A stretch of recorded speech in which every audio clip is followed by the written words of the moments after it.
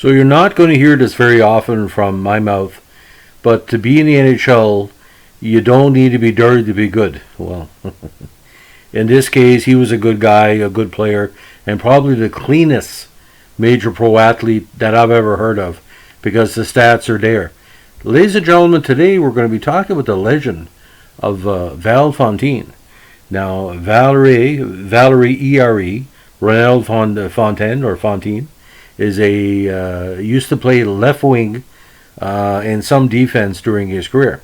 Now, he played in the National Hockey League from 59 to 72, serving the Detroit Red Wings on 2 tours of duty, the Rangers, the Penguins, and the WHA from 72 to 74 with the Alberta, then Edmonton Oilers. Westassawin, Alberta, very, very beautiful community. 5'10", 160, a very strong and hard-working defensive forward. Now, when I say one of the cleanest players in NHL history, there's no lie here. In 820 NHL games spanning 13 seasons, he only served a total of just 26 minutes in the sin bin, and there was one major among those. Now, he went completely unpenalized in 5 different seasons, including being unpenalized in the WHL with the New Westminster 1/2 season, and Seattle in 55-56. So can you imagine? But these unpenalized seasons came in 1966, 1967, 1968, 1971, and 1972. And he only had 4 minutes in penalties in 149 WHA games. But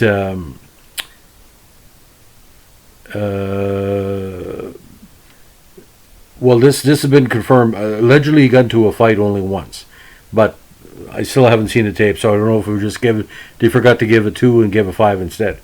Now, in his NHL career, Fonteyne scored 75 goals and 154 assists for 220 points in 820 games. Now, he also skated in 59 playoff games, notching 3 goals and 10 assists. But he made it to the finals on 3 different occasions. Against Chicago in 61, Toronto in 63, and against Montreal in 66, but lost each time. Now, the Alberta native was the first player chosen by the then Alberta Oilers in the 72 WHA General Player Draft, and he played 2 seasons in WHA before ending his career.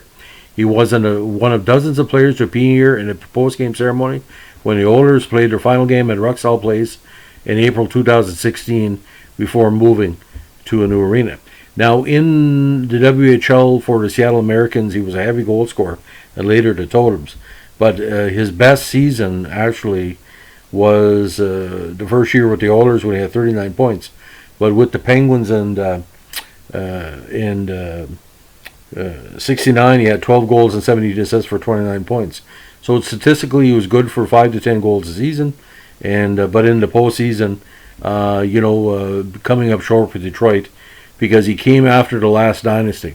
But you know what's kind of weird about this, ladies and gentlemen? He played nearly a decade in the minors before making it.